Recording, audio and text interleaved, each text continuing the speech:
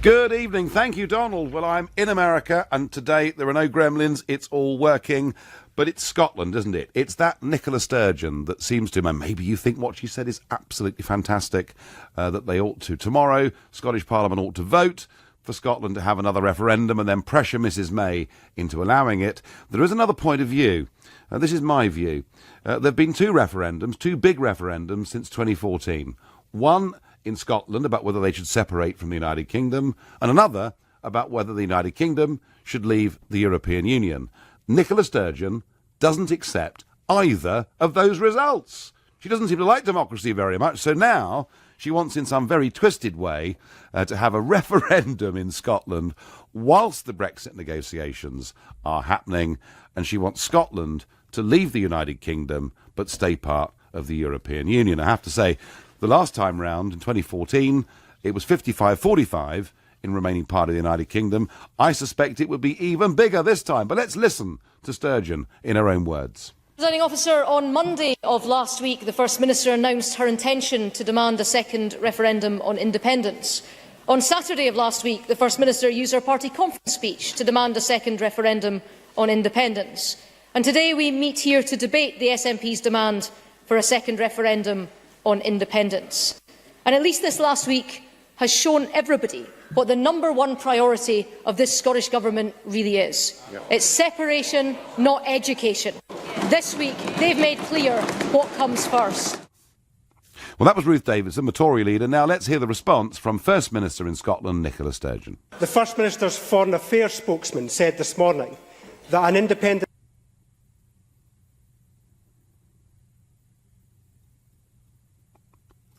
understand why many people do not relish the prospect of another referendum on a major issue within the space of a few years. That is something that weighs heavily on me. However, the alternative to planning now is simply to drift through the next 2 years, hoping for the best while fearing the worst. Well, I have to say, there is no demand for a referendum in Scotland. In fact, 65% plus in the recent opinion polls do not want a second referendum. And wouldn't it be hugely obstructive and difficult, whilst the Prime Minister is going through the Brexit negotiations, to have another, I think, wholly unnecessary referendum north of the border? So I'm asking you the very simple question: should Sturgeon be allowed to have a referendum before these Brexit negotiations have ended? I really don't think so, but perhaps somebody can convince me. Perhaps Paul in Stoke can tell me that I'm wrong. Paul, good evening. I think you're wrong, Nigel, because she's doing her best for the people. May didn't want Brexit. She didn't want it, but she's going to. She's forced down that way now. But let me tell you, for the average guy, this is not the Nigel Farage club that you're going to get everyone saying how wonderful you are. For the average guy, I'm not expecting it, Paul. It happens, Nigel. I hear this programme. Nigel, for the average guy, inflation, it's rising. We're struggling. Food's going up. And I'm getting nothing from this Brexit. Absolutely nothing. My life and the average person out there is going to get worse. For my kids, this is it. And the one question, Nigel, I always want to ask you this. Do you regret this? Because you spent so much of your time going on about this. Do you regret this? Because no, what I'm really pleased about, Paul, and I'm in America, and I've been with Chambers of Commerce and Rotary clubs over the last few days, some of the biggest in the whole of the USA. And tell you what I'm pleased about, Paul, the fact that these guys want to do trade deals with us, with cross-investment and jobs, more jobs for both of our countries. So we have made an historic and great decision. But my question, Paul, is to you, and the question of the show, we'll discuss Brexit maybe next Wednesday. Should Sturgeon be allowed to have another referendum on separation from the UK? Of course she should be, because she's a decent person trying to do the best, because she knows what a nightmare this is going to be. And she has got the morals to stand up. She has got the morals to stand up, even if it goes wrong, to say, do you know what? This is not right. I'm always told, I'm a Ramon in the 48%, but I've got nowhere to go. I'm telling everyone's saying to me, oh, this is your country back. Yeah, but you're not 48% now, are you? Because actually the last opinion poll showed 68% want the country to get on with Brexit. And even for Nicola Sturgeon, Paul, a point worth thinking about is that a third of SNP voters actually voted for Brexit. Paul thinks that actually they should have this referendum. Paul thinks the EU is a great thing. He is a Sturgeonite from Stoke. That's fine. I wonder what Graham in Hay-on-Wye has to say. Hello, Nigel. It's very good to talk to you. I Good think evening. what Paul said is totally wrong. He thinks that Nicola is trying to protect her people. I'd like to check this argument out with you, Nigel, see if logically it makes sense. She's calling this referendum because there's been a significant change since the last one, and she's using Brexit as the reason. Fair enough, that is a change. She says that she wants to protect her people from what she believes will be a hard Brexit, i.e. going down out to WTO rules, and the impact that will have, the so-called catastrophe this will cause of going over the cliff. When she was asked at the weekend, why are you turning your back on your largest customer, the UK, England, etc., she glibly said that she's sure because England wants trade with other countries, free trade, should they do the same with her? That's a big assumption to make, but that's what she says. But taking her argument through, if she gets what she hopes for and what assumes is right, i.e. we do have a hard Brexit, she gains a referendum and she wins it, and she gains entry into the European Union, which is all a lot of assumptions, but assuming she's right in her goals, she'll end up in an organisation that has to trade with her largest customer, i.e. us, on WTO rules. And that will cripple her as people. Like it. Well, it does. I mean, I have to say, Graham, there were quite a few assumptions within that argument. But yes, why would you want to put yourself even further away from your biggest trading partner if your argument about being in the EU is that it's good for trade? It is illogical. It doesn't make sense. And I have to say, Graham, you know, the SNP's economics, I mean, goodness me, the whole thing was based in 2014 that oil would keep Scotland financially afloat. But it was based on oil at $113 a barrel. I don't think, Graham, they get economics.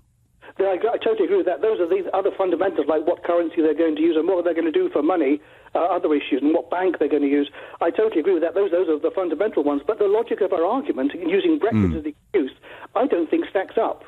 And people should challenge her and say, what happens if you end up in the European Union dealing with us on WTO rules? I think that's a great question, and I really hope, Graham, that the next time she does a press conference up in Edinburgh, that some sharp-eyed journalist who's listened to what you've had to say asks her exactly that question. Graham, spot on. I enjoyed that. What is the view from Glasgow, Julie? Do you want another referendum? Absolutely no way. This was the first time I've ever voted for SNP, and I'll never vote them again. I'm sick of hearing their voice. Where is the true vote? If you and me vote and you were one vote out, does that mean we've got to vote again? Where's the fairness in voting? We voted to get out, and we should get out. And the Parliament should never allow that. And they should not allow her to re-vote this over. Well, the choice, I mean, actually, Julie, the truth is, she rejects the 2014 Scottish vote and she rejects the 2016 referendum vote. I'm sick of hearing it. I can't stand her voice, and I will never vote for SNP again. Julie, can I ask you, what made you vote SNP? Well, because of Labour. You know, right. The way the Labour were, they weren't very good. You know, it's just they've went downhill. You know, but so you voted SNP for that reason. But in the referendum, were you a Leave voter? Yes. You were, fine. Yeah. Well, Julie, it's really interesting because I think that you perhaps are typical of quite a lot of people in Scotland who, as you say, Labour suddenly very unappetising, people switched to the SNP in big numbers, but a third of SNP voters voted for Brexit. And I think politically, Sturgeon's on very, very thin ice. Do you think, you don't want it, do you think this referendum is going to happen before the end of the Brexit talks? I'm not sure. I really am not even sure of the government anymore. I'm not sure of any of them anymore. They all seem to make up their own minds. They all seem to lie. In the government, you know, you find out a lot of lies. I just don't know where I stand anymore with the government. And Sturgeon, as far as I'm concerned, is finished. And by the way, I hope she's listening. I'm not her people. I'm not included in her people. Right. Are you listening, Nicola? You do not speak for Julie in Glasgow, even though she voted SNP. Julie, thank you very much indeed for that very interesting call. Your texts and tweets coming through. I think we should have a Scottish referendum now. Whatever the outcome, it will save us from having to listen to Sturgeon. That's rather backing up what Julie says. Nigel, I think Mrs Sturgeon is deluded for trying for a referendum. She and Scotland should accept the result that Britain voted out, and that includes Scotland. I hope it is not allowed, as it is ridiculous. Kathy in Southampton. I must admit, there is a tempting argument that says, bring it on. Let's have the referendum. Let's get Scottish separation smashed. It won't be 55-45 this time. It'll be 65-35, and we'll end we'll end this row. But I don't think it's going to happen, and I can't see Mrs May giving way, and nor, actually, in reality, do I think she should. I wonder what Brian in South Shields thinks. Brian, good evening. Hi, Nigel. How are you? I'm well. What do you think about this? Do you know, this frustrates me more than any topic at the moment, and Sturgeon I hate with a passion which is almost biblical. But I wish we would have a Prime Minister that would have a pair of cojones and say to this woman, you're a glorified councillor with a United Kingdom, you're part of the United Kingdom, shut up, we'll get on with the job. However, that said, if she wants a referendum, as she is part of the United Kingdom, and it would be a materialistic change to the other three parts of the United Kingdom. Let's have the referendum, but everybody gets a vote. Do I detect, Brian, in the tone of your voice, that if you were given a chance to vote on whether Scotland should leave the United Kingdom, that you would vote for them to leave? No, I would vote for them to stay. Would you? Okay. Okay. I would. The thing is, we are a stronger nation as a collective group, but, and I think the majority of the Scots also believe that. And there seems to be some kind of fantasy in the land of Sturgeon and her followers that they think as an independent state ruled by Europe. I mean, that in itself is just... Well, it's illogical. It's why, quite deliberately, this evening, Brian, I'm not using the word independence. It's a complete lie. If they want to separate from the United Kingdom and become a province of the United States of Europe, that's fine. Give that to people on honest terms. Brian, I thank you for your call. Brian wants the Union to stay, but I tell you what, I bet there are quite a few English listeners out there now who are sick to death of the Scots and feel that really, not the Scots, but Nicola Sturgeon's interpretation of what the Scots are. And I hear it from London taxi drivers. Get rid of Scotland. They're costing us a fortune. They never, ever stop moaning. And they want a referendum, perhaps to happen very quickly. I don't know. What do you think? Should she be allowed to have this referendum whilst the Brexit talks are going on? Right now, you're listening to The Nigel Farage Show, exclusively on LBC, live from Atlanta, and it's 7:15. This is LBC, The Nigel Farage Show, live from Atlanta. Call 0345 6060 973. Text 84850. Tweet at LBC using the hashtag Farage on LBC. Well, all four corners of the United Kingdom are ringing in to answer the question, should Sturgeon be allowed to have yet another referendum before the end of the Brexit negotiations? Remember that Sturgeon rejects the referendum in 2014 where Scotland voted to stay part of the UK, and she rejects also the Brexit referendum of last year. I'm actually personally surprised that other parts of the UK aren't getting really quite angry about this. But we're going to go straight back to Scotland and to Marcus in Stirling. Should she be allowed to have this referendum in late 18 or early 19? Hi, Nigel. Thanks for taking the call. I believe she should have the right to put it to the Scottish people after Brexit. But my point tonight to you is that Sturgeon has got her sums completely wrong. At the moment, currently, we have 56 MPs out of 650 in Parliament, so roughly about 9% representation. And the EU, now you can keep me right on the figures, at the 766 MEPs, God bless them, we have 3 SNP. So we'll say that if we did leave, we go down to 700, and we'll give ourselves, we'll give the Scots 7, so that would be 1% representation in Parliament. But it's a bit worse than that, Marcus, because the European Parliament cannot initiate legislation all it can do is to amend or delay legislation. In fact, the European Parliament really, in legislative terms, is a bit like the House of Lords.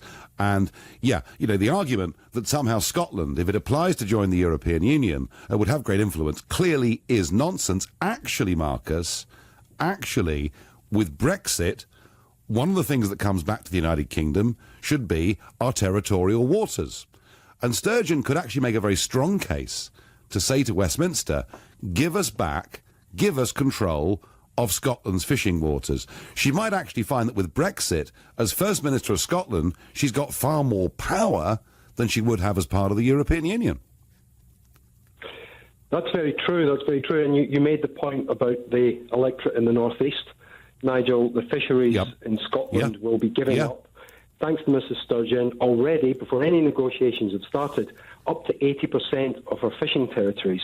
So a business negotiator, she ain't. No, I think that's right. And, you know, I mean, look, clearly she's got ability. Clearly she is a very good messenger that does well on radio and television and all the rest of it. But I don't think the economics of any of this makes sense. And I don't think the Canny Scots are going to vote to separate from the United Kingdom, to say no to the capital transfers that come from London to Scotland, and to sign up for zip influence in the European Union. Oh, and by the way, Marcus, she was saying at the weekend that Scotland would join the European Union and keep the pound. Oh, no, they won't. Any new member state by treaty that joins the European Union has to commit itself to the euro. Can you see people in Stirling voting to join the euro? No, and a message to your English listeners. I wouldn't lose any sleep over it. I really don't think there's an appetite for it. And actually, what I'm hearing now is that people are believing that there's some sort of resentment against England. The SNP have 23% representation of the Scottish overall vote. A million of us voted to leave without any support from any of the major political parties, and of course BBC Scotland did their bit to try to scupper Brexit happening, as you know. Marcus, I absolutely get that point. No major party in Scotland was supporting leave. UKIP does have one MEP, but it couldn't be called a major party in Scotland, and certainly hardly even features on the BBC out there. Marcus, thank you very much for your thoughts and for your call. We're off to Wales. We're going to Greg in Brecon. Greg, what should happen? Should Scotland have this referendum? Should Wales have a referendum? Absolutely no.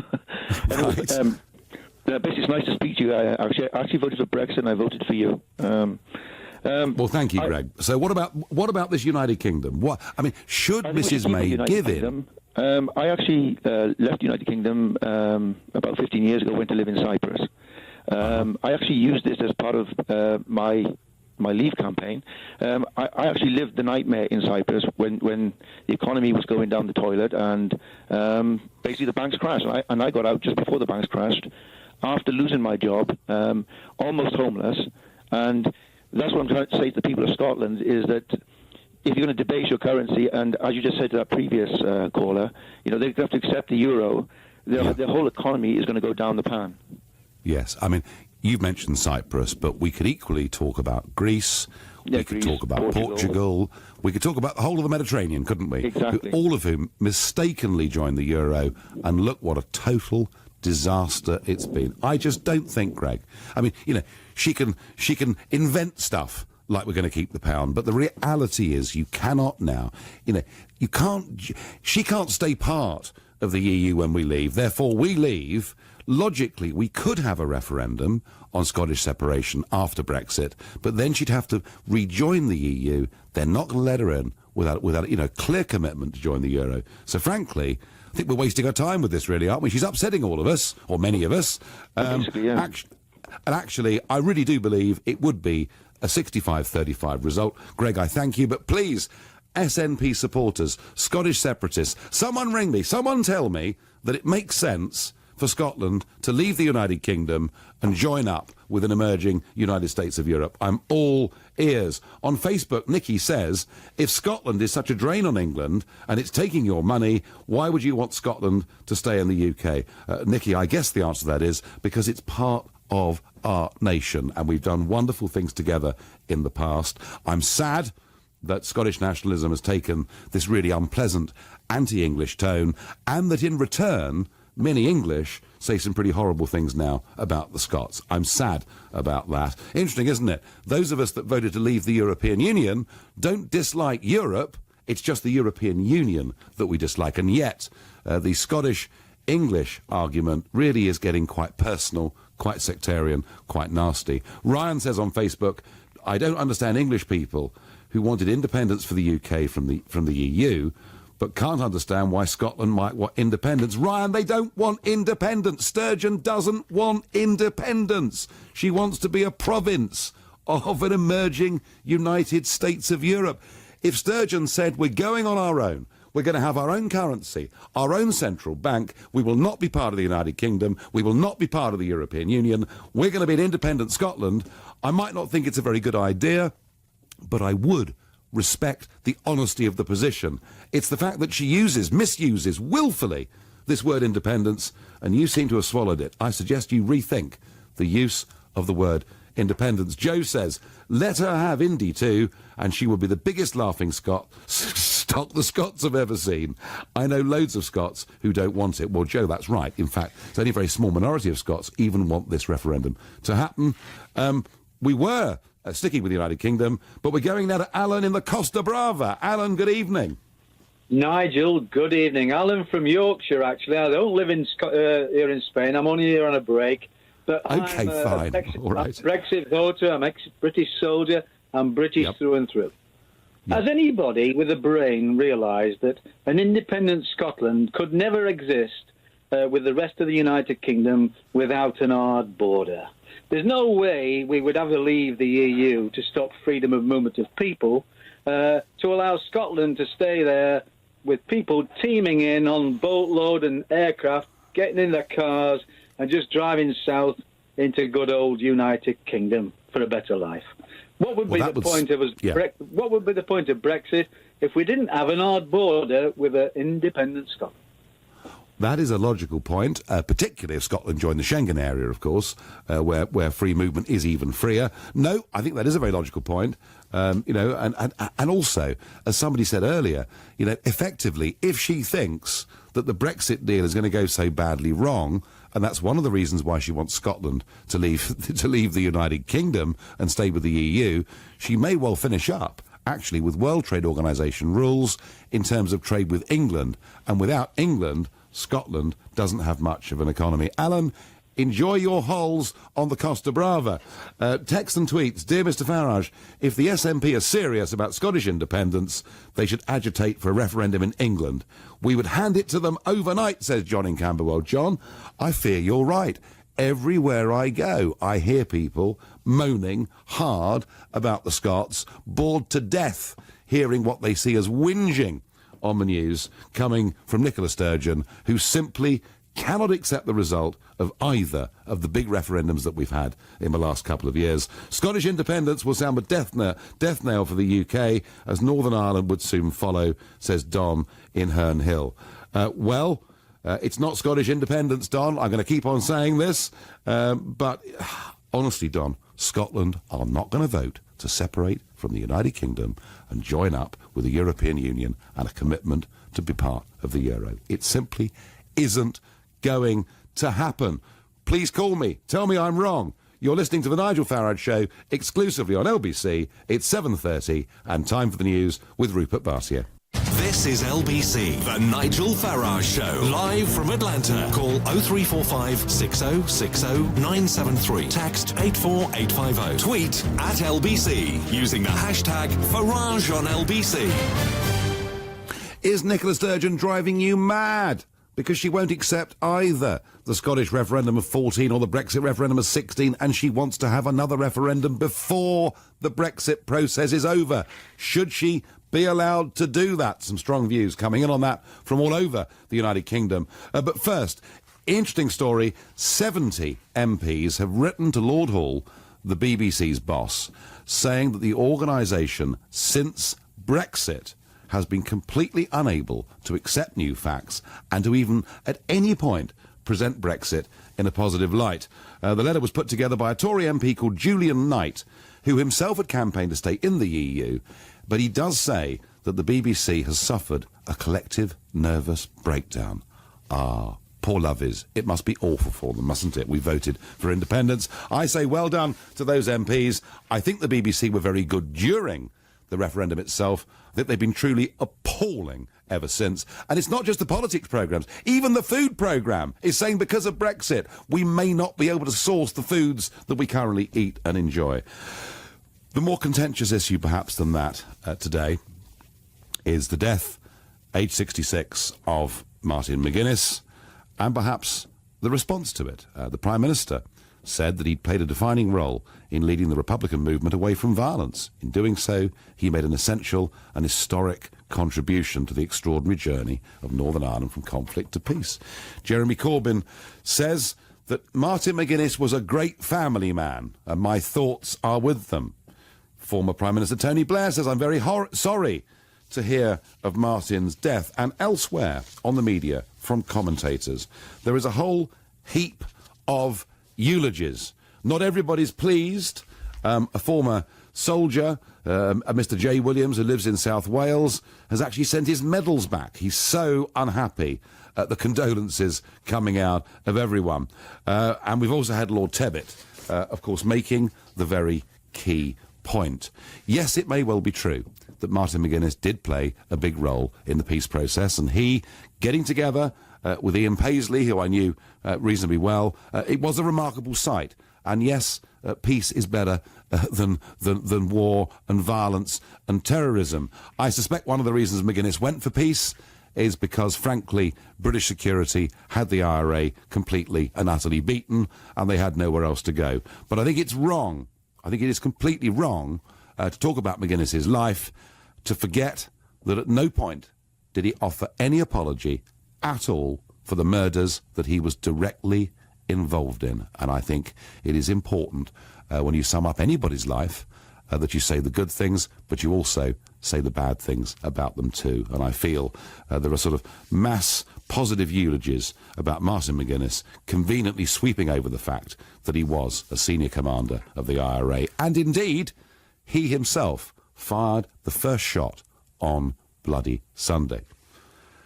To return to our theme, Scottish separation. Nicola Sturgeon wants another referendum. I really don't think, however the Scottish Parliament votes tomorrow, that Mrs May should accede to that. I think it would get in the way and confuse the Brexit negotiations. And what on earth would Brussels think? Who would they actually be talking to? Who would they be dealing with? It's ridiculous. Scotland voted to stay part of the United Kingdom. The United Kingdom voted to leave the EU. If she's really not happy with Brexit, then once it's completed, perhaps then would be an appropriate moment for the second referendum on Scottish separation to get a crushing defeat. That's my view. What does Tony and Fareham think? Tony, good evening. Yes, good evening, Nigel. I think you're absolutely right when you say that she's making people very angry. Me, yes. For one, I have a great deal of affection for the Scottish people, as do most sensible English people. And they realise I voted for Brexit because I could see what's happening in the rest of Europe, especially the southern parts of Europe, Portugal, Spain, Italy, etc., Greece, who've got 50% unemployment.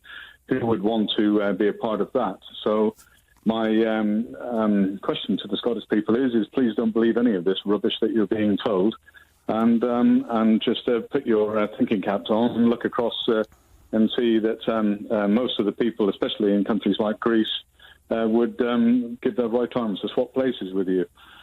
They're just Tory haters, despite the fact that 1,500 jobs went down here in Portsmouth and went up to Rosyth to finish off the aircraft carriers. And they've just been awarded the contract for the new Type 26 frigate, which is going to secure Scottish jobs for the next 20 years. Scottish jobs, not English jobs. And that's making a lot of people very, very angry, really, because... So Tony, let me ask you... What do you want from us? Tony, I think that down there, within sight of Pompey, you've got every right to be upset. that those jobs went to Scotland, and you know, perhaps initially that was part of the calculation to try and get Scotland to stay part of the United Kingdom. But if this referendum on whether Scotland should stay part of the UK, if this referendum was extended to England, what do you think the result would be? Well, speaking to a lot of my friends and a lot of people who I chat to about this, they'd say, yes, have it, and off you go and do your own thing, but don't blame us when it all goes pear-shaped. Tony, I've got no real evidence on this, no facts to back it up. I've seen no polling, but I sense you're right. I sense a lot of English are beginning to feel that way. I'm sorry it's the case, but they are. I thank you very much for your call. A text here, Nigel, we should follow the Donald's example. If Scotland leaves the UK, we will build a wall and make the SNP pay for it. From Roger in Ruislip. Well, there you are. That is the way an increasing number of English people are feeling. Scotland, Wales and Northern Ireland need their own currencies and independence from the London debt peddlers, is an anonymous tweet that gets sent to me. Richard on Facebook says, shouldn't a referendum that will affect the future of the entire UK be voted on by everyone? Richard, I'm just teasing that idea out. I don't think that's going to happen, but it might be very interesting if it did. I wonder how Lee in Manchester would vote if he had a vote on whether Scotland should stay or go from the United Kingdom. Lee, good evening. Hi, Nigel.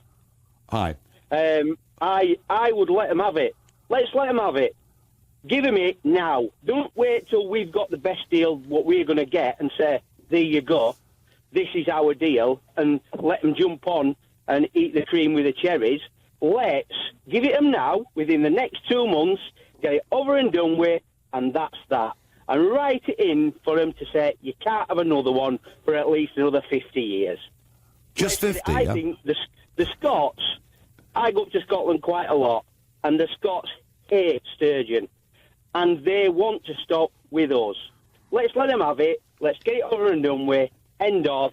Mrs May, give it to her. Right.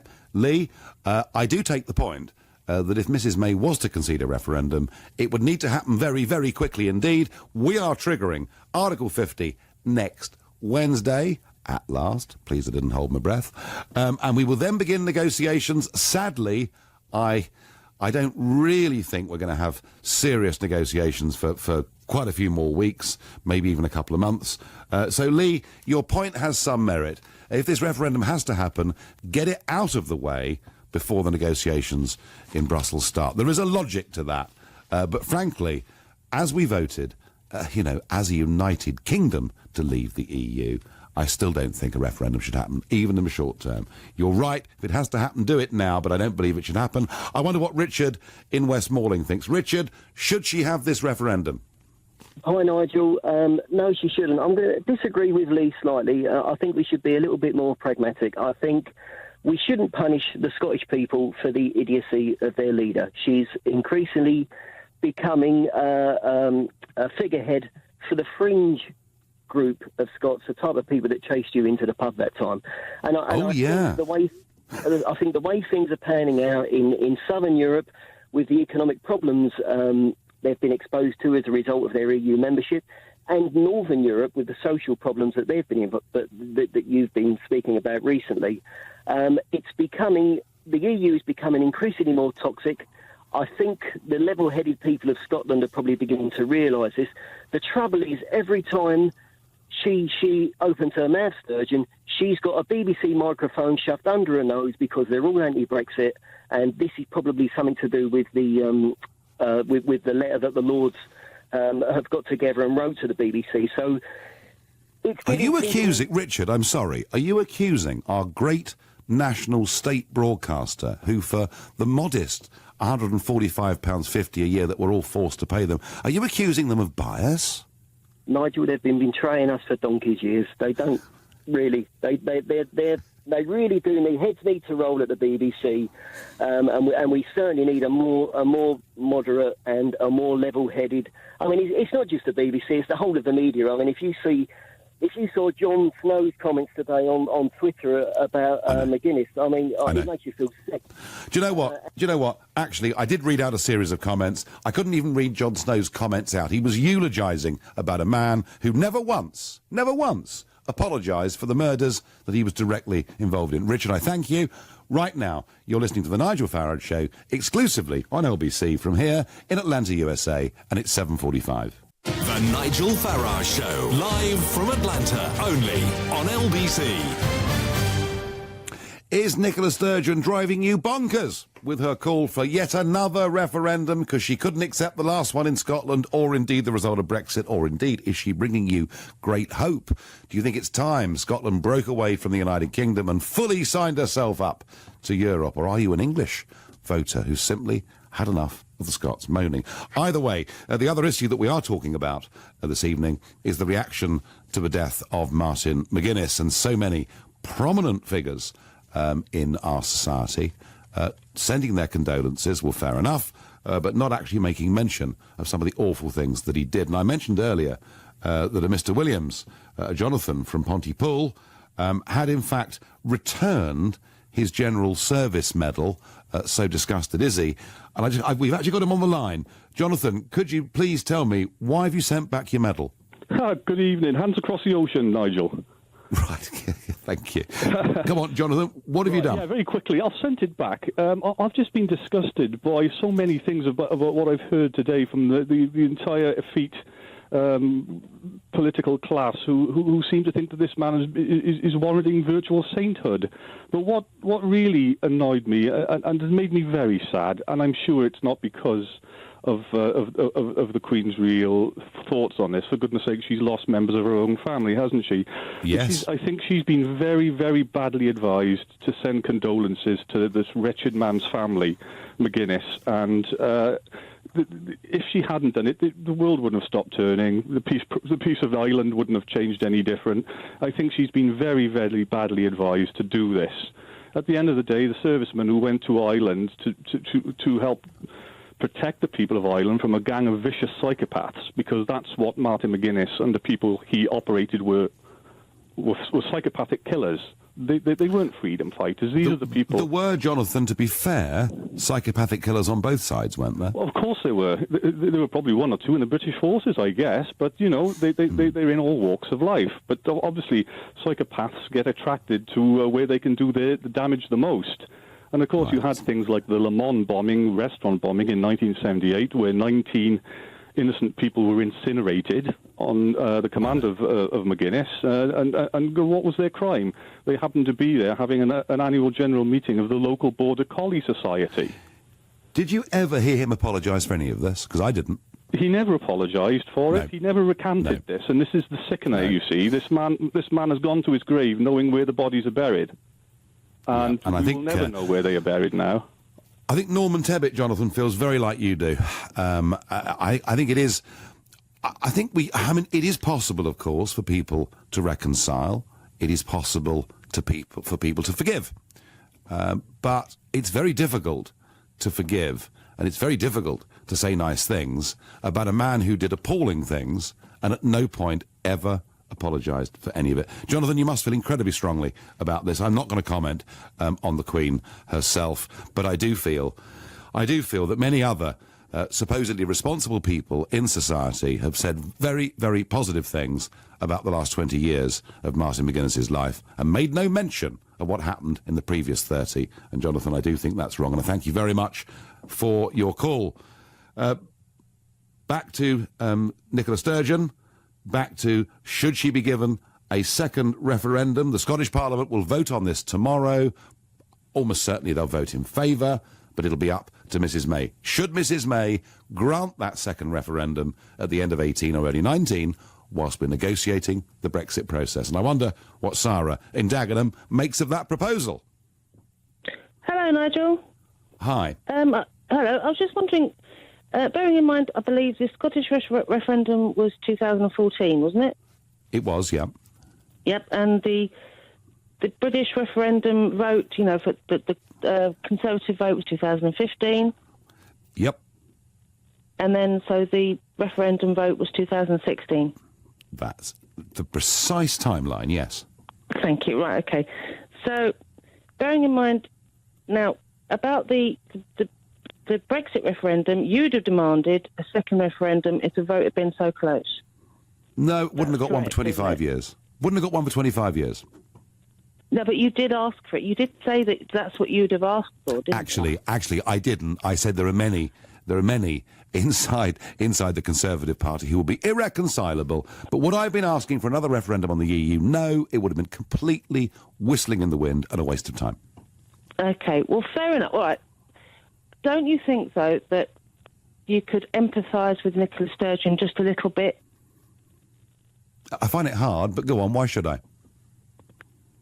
Well, because bearing in mind, as I said, you did say that if the referendum vote had been really, really tight the other way round, you'd have said another referendum would have been necessary. Well, I'm not going to argue on that point with you. I didn't. I said there are some that would. I wouldn't be one of them. It would have been a waste of time. But, Sarah, isn't the point that she doesn't accept the result of the 2014 Scottish referendum on separation, nor does she accept the 2016 referendum on Brexit. So I'm beginning to get a bit tired of this really ridiculous, convoluted argument where she says she wants to be out of the UK, part of the European Union, and she still uses the word independence. I am a little bit impatient with that.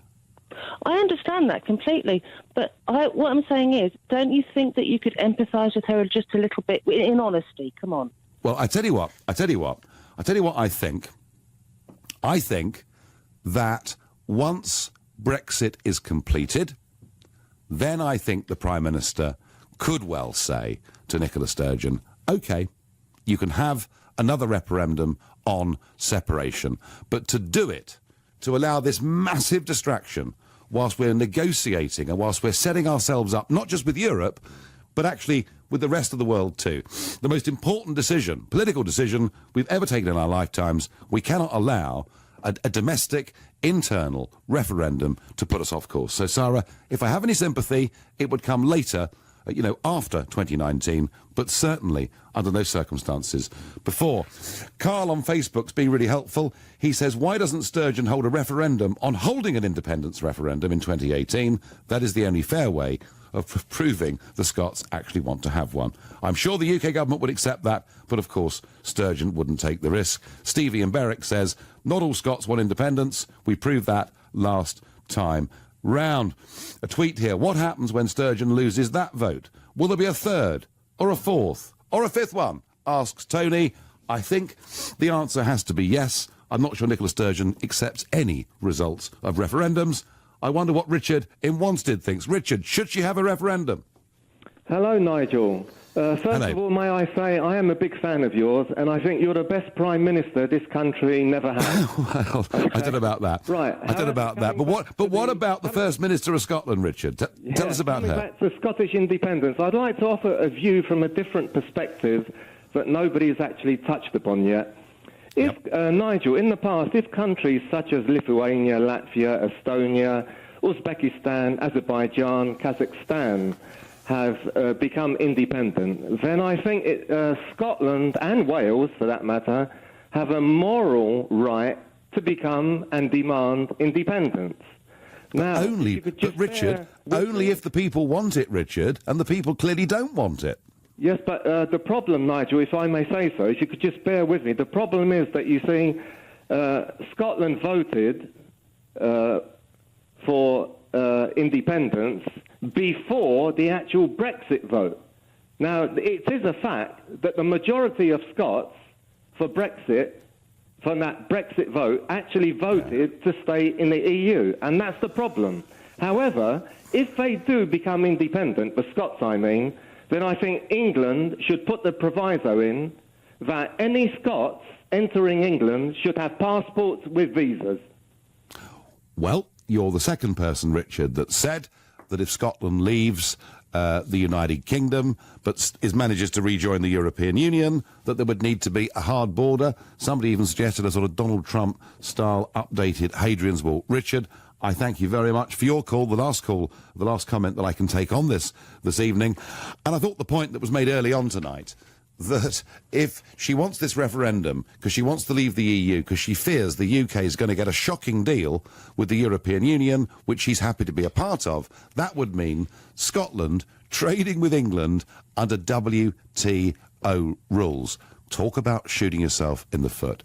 I believe as and when this referendum happens, if it ever does, there'll be a clunking majority to stay part of the United Kingdom. But I don't want it messing up the most important political negotiations of our time. No Scottish referendum should be given by Mrs May until after the Brexit process. You've been listening to the Nigel Farage Show. I'm back in London tomorrow evening from 7. Coming up at 10, it's Ian Collins, but up next, it's Clive Bull. Thank you very much. At 9, it's the Health Hour. GP Dr Sarah Jarvis is here to take your medical questions. May didn't want Brexit. She didn't want it, but she's going to. She's forced down that way now. But let me tell you, for the average guy, this is not the Nigel Farage club that you're going to get everyone saying how wonderful you are. For the average guy, I'm not expecting it, Paul. It happens, Nigel. I hear this programme. Nigel, for the average guy, inflation, it's rising. We're struggling. Food's going up. And I'm getting nothing from this Brexit. Absolutely nothing. My life and the average person out there is going to get worse. For my kids, this is it. And the one question, Nigel, I always want to ask you this. Do you regret this? Because you spent so much of your time going on about this. Do you regret this? Because no, what I'm really pleased about, Paul, what I'm really pleased about, and I'm in America, and I've been with Chambers of Commerce and Rotary Clubs over the last few days, some of the biggest in the whole of the USA. And tell you what I'm pleased about, Paul, the fact that these guys want to do trade deals with us with cross-investment and jobs, more jobs for both of our countries. So I know. Of another referendum on a major issue within the space of a few years. That is something that weighs heavily on me. However, the alternative to planning now is simply to drift through the next 2 years, hoping for the best while fearing the worst. Well, I have to say, there is no demand for a referendum in Scotland. In fact, 65% plus in the recent opinion polls do not want a second referendum. And wouldn't it be hugely obstructive and difficult, whilst the Prime Minister is going through the Brexit negotiations, to have another, I think, wholly unnecessary referendum north of the border? So I'm asking you the very simple question, should Sturgeon be allowed to have a referendum before these Brexit negotiations have ended? I really don't think so, but perhaps somebody can convince me. Perhaps Paul in Stoke can tell me that I'm wrong. Paul, good evening. I think you're wrong, Nigel, because she's doing her best for the people. We have made an historic and great decision, but my question, Paul, is to you, and the question of the show, we'll discuss Brexit maybe next Wednesday, should Sturgeon be allowed to have another referendum on separation from the UK? Of course she should be, because she's a decent person trying to do the best, because she knows what a nightmare this is going to be. And she has got the morals to stand up. She has got the morals to stand up, even if it goes wrong, to say, do you know what? This is not right. I'm always told, I'm a Ramon in the 48%, but I've got nowhere to go. Everyone's saying to me, oh, this is your country back. Yeah, but you're not 48% now, are you? Because actually the last opinion poll showed 68% want the country to get on with Brexit. And even for Nicola Sturgeon, Paul, a point worth thinking about is that a third of SNP voters actually voted for Brexit. Paul thinks that actually they should have this referendum. Paul thinks the EU is a great thing. And I have to say, the last time round in 2014, it was 55-45 in remaining part of the United Kingdom. I suspect it would be even bigger this time. But let's listen to Sturgeon in her own words. Presiding Officer, on Monday of last week, the First Minister announced her intention to demand a second referendum on independence.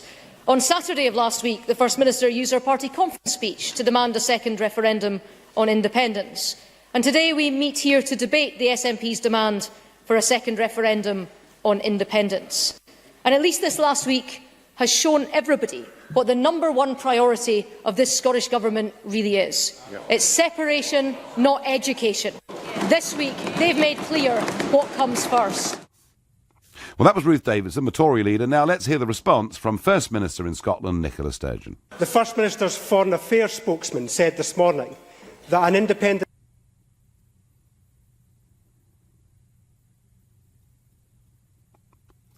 understand why many people do not relish the prospect.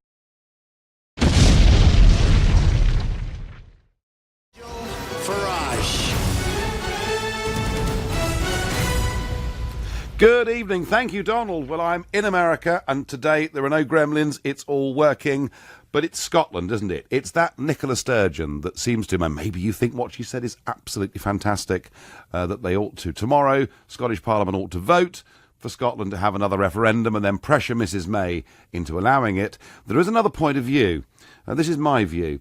There have been two big referendums since 2014. One in Scotland about whether they should separate from the United Kingdom, and another about whether the United Kingdom should leave the European Union. Nicola Sturgeon doesn't accept either of those results. She doesn't seem to like democracy very much, so now she wants in some very twisted way to have a referendum in Scotland whilst the Brexit negotiations are happening, and she wants Scotland to leave the United Kingdom but stay part of the European Union.